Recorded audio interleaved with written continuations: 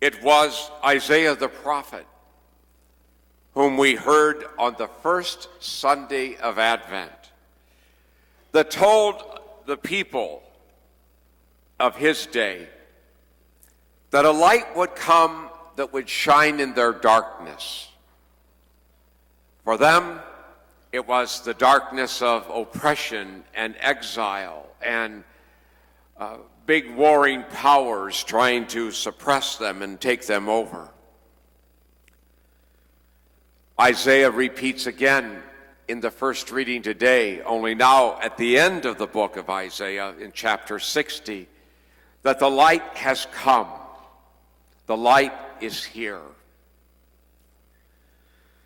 It was an Old Testament prophecy that the people of Israel knew. It was not something that King Herod necessarily knew. We learn a lot about him from this little gospel. Every good Jew knew the basic prophecies. Every good Jew knew where certain things were to happen, that the Messiah was coming. The prophet Micah had told them in the Old Testament that a king would come from Bethlehem, little tiny Bethlehem, which is quoted actually in this. You're no means the least, because a ruler will come from you. It's interesting. Herod didn't know his scripture. He had to call in other people to tell him what this all meant. Was he shook? Well, I would imagine he was. He's called Herod the Great, this one who is present at the birth of Jesus. His son Herod is present at the death of Jesus. But this is the one called Herod the Great. He was great because he built many wonderful things in Israel.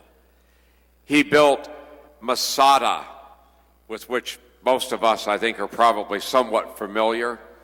He built Caesarea Maritima, which was a great port city on the Mediterranean, and actually brought lots of trade through that. He is the one who finished the second temple. First one was destroyed in around 500, probably closer to that, BC. And when the people came back around 400 BC and started rebuilding it, they never finished it. The second one, Herod finished it. It was splendid, a splendid building. It's why he's called Herod the Great. It has nothing to do with his personal life. Herod was not a Jew, actually. He was an Edomite. They were people who lived to the south and east of Jerusalem. He married a Hasmonean princess. He married into the family, the ruling family of Israel at the time. He systematically murdered or caused to be murdered all the royal family, including his wife and his own kids, to secure his throne. And there's a new king coming? You were Herod, you'd probably be a little worried too. There are really, other than Mary and obviously Joseph, I think, was there too, and the babe, there's two other groups of people that we need to look at in this gospel, and one is King Herod. Herod had no intentions of ever paying homage to a newborn king. The people of the ancient Near East believed that when a new star appeared in the skies, it meant that a new royal personage had been born. It's why the other three come, because they saw that star. And they went in search not of something that they definitely knew, except that some king had been born. Some royal personage had been born. Herod wanted to find the child to kill him. These three come from the east, probably from what is now Iran and Iraq, that area of Persia, as it was called in those days. They came not really knowing what they were going to find. That's why they ended up, when the star appeared to be somewhere over Israel, it's why they went to Jerusalem, and it's why they went to the palace, because it was a royal personage that was supposed to be born.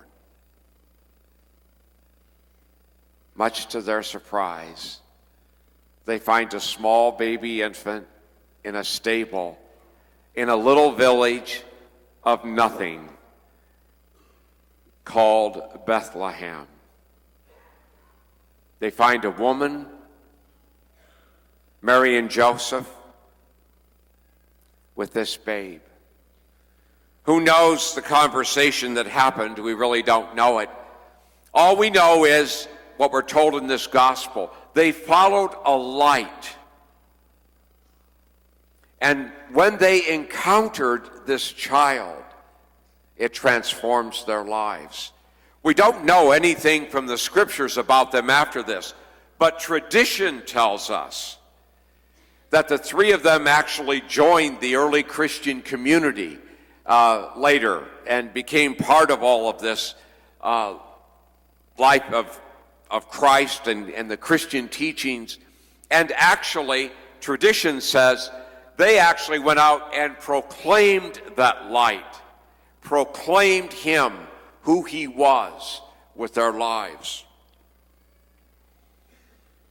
Quite a difference, isn't it? They were overjoyed at finding the child. Herod was fearful at finding the child. Interesting contrast. What do they mean for us? I think we really, and again, we're not given their names. We know from tradition that it's Balthazar and Caspar and Melchior, but that's not in the scriptures. I think they're unnamed, like many people are unnamed in the scriptures. So you and I can kind of squeeze in that spot. It's kind of like we can get in and be one of these three. So the question becomes, already having the light and already seeing the light in our own lives, we have that through baptism, we have that light of Christ in us. The question becomes for us, what do we do with it? The question becomes, am I even aware that I am to be that light which is Christ in the world that I live in? It is a challenge for us, I think. A challenge to us to remember that we have that light has come and shone in our own personal darkness, and now we're to be a light in darkness for others. Where do we take it? I think you have to take it, the first place is the most difficult place. You have to take it home. You thought I was going to say something else, didn't you? It is the most difficult place to be the light of Christ, isn't it? At home. To our spouses, our kids, our parents. To our close associates, the people that we spend time with. To our friends. To our workplace. To be the light that shines in darkness. It's quite a challenge, I think, that the Lord gives to us. We're in our second year of evangelization in this parish. And a good part of it has been to kind of get our own hearts on fire again, get us excited about our faith, to get us excited about the teachings of God and the teachings of our church, and to help us deepen our awareness of that. But even more, it's to turn that lamp up in us, that light of Christ that lives in each of us. And part of evangelization means I'm responsible to carry that light out to other people.